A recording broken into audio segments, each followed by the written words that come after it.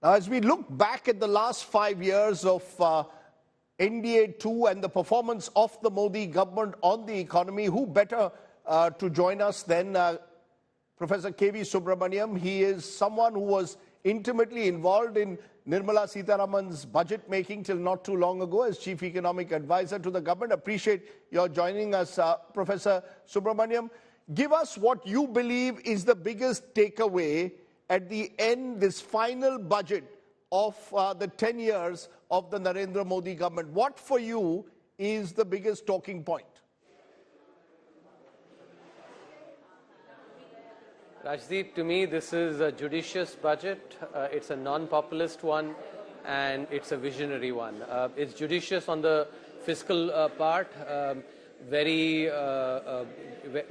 aggressive consolidation path laid for fiscal consolidation. At the same time, it's non-populist because no big bang populist measures have been announced, and a vote on account, actually, the respect of that has been, adhered to.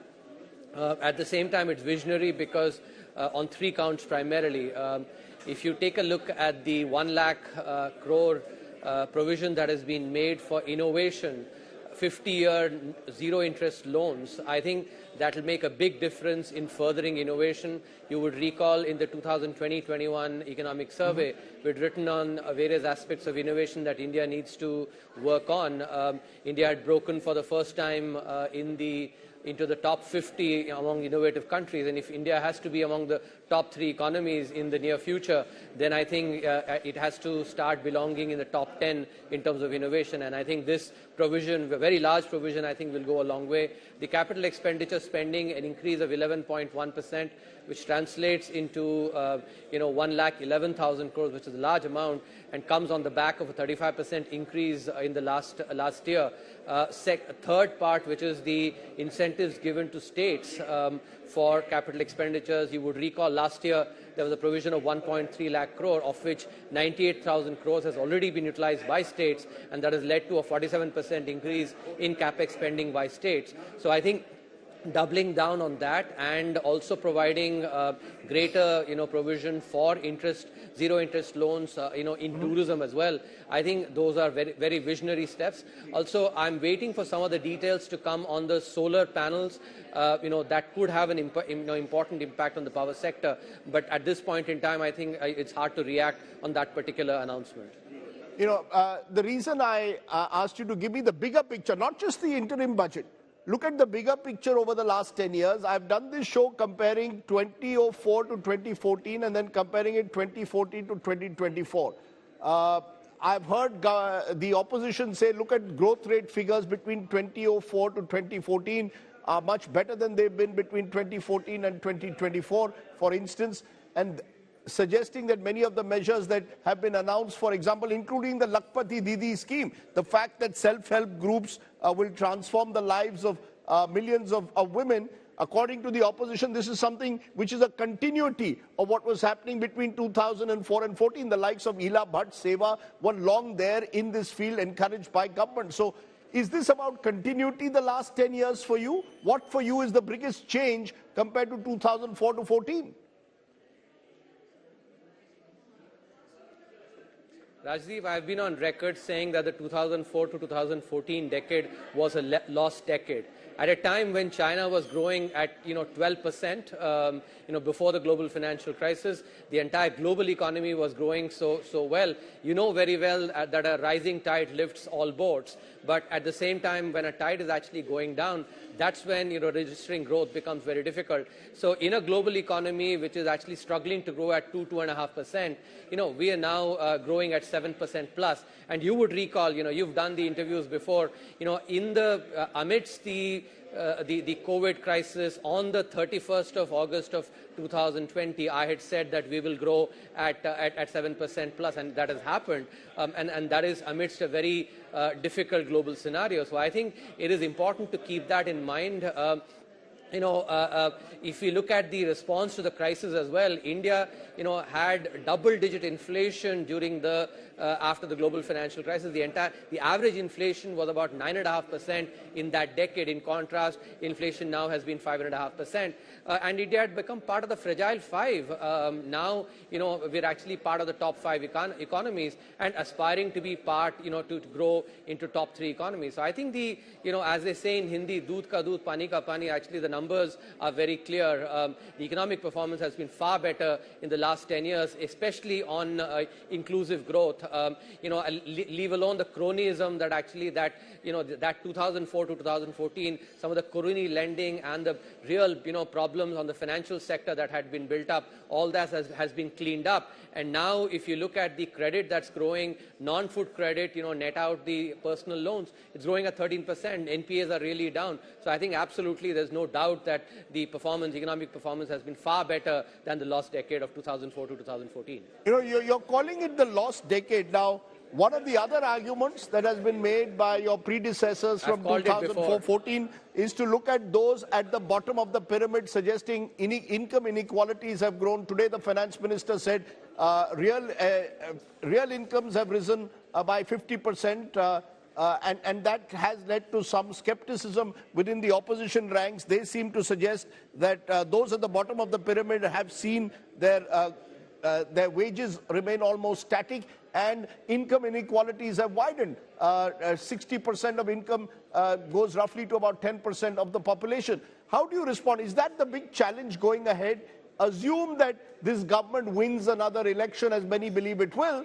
Come July, do you believe that's the big challenge? How are you going to actually, revive the so-called animal spirits of the economy, get private investment, get private demand kick-started, and also reduce income inequalities?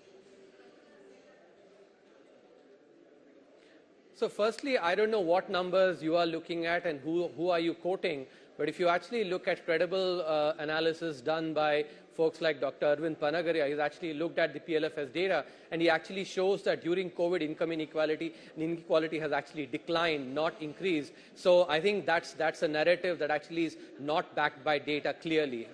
If you look at the gross national, the per capita income itself, that has grown significantly too. So I think if you look at the employment front, especially youth employment, and the former chief statistician TCA Anant is on record saying that in the 18 to 25 category, the number of jobs created 3.5 crore in the last 5 years, in a segment where population has grown at 1.4 crores. So, all these numbers, I think, clearly puncture any so-called narratives about, the bottom of the pyramid not growing, because it has been one of the singular achievements of this government, especially through the use of the JAM Trinity, where they've done, very targeted welfare schemes, and that has really helped in inclusive growth.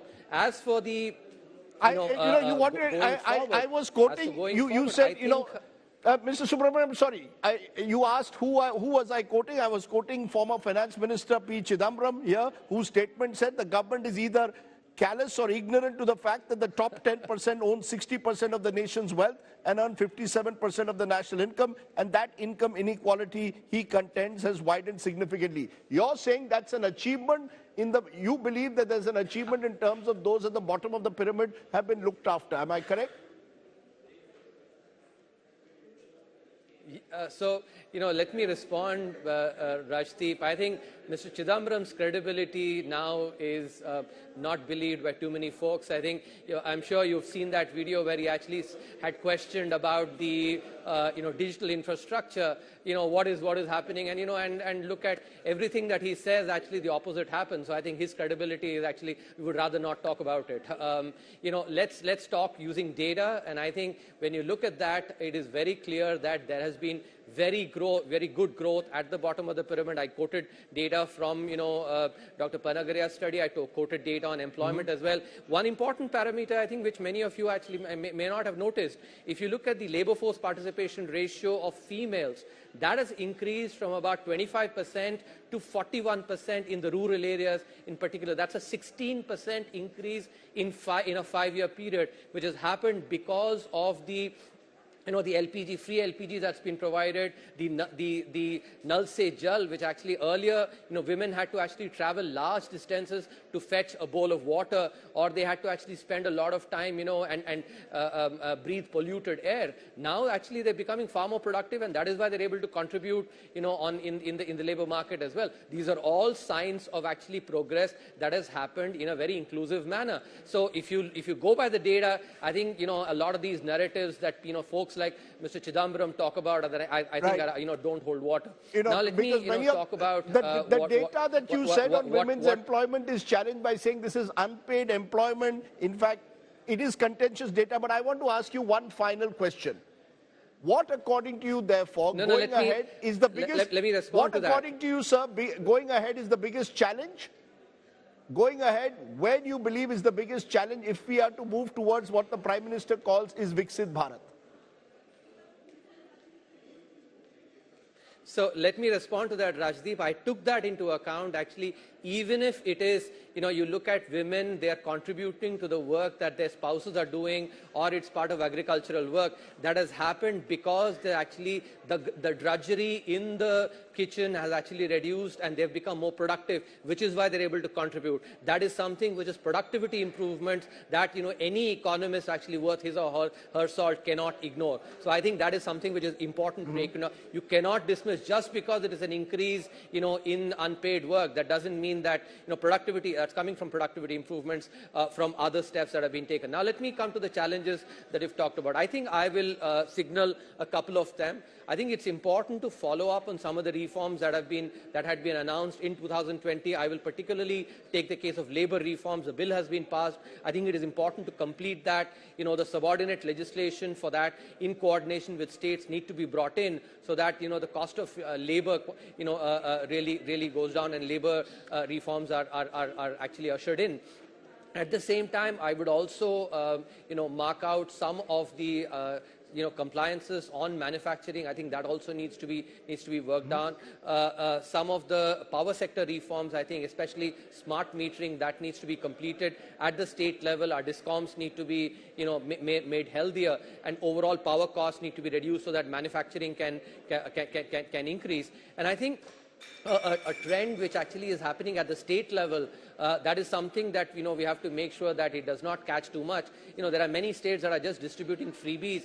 I have been on record before saying that revenue expenditure does not add too much to the economy. In contrast, capital expenditure does. And this tendency to promise freebies, this guarantee and that guarantee that you've seen in Karnataka and then you're seeing in Telangana now, I think those kind of trends need to actually be reduced. So those are the broad aspects that I would highlight.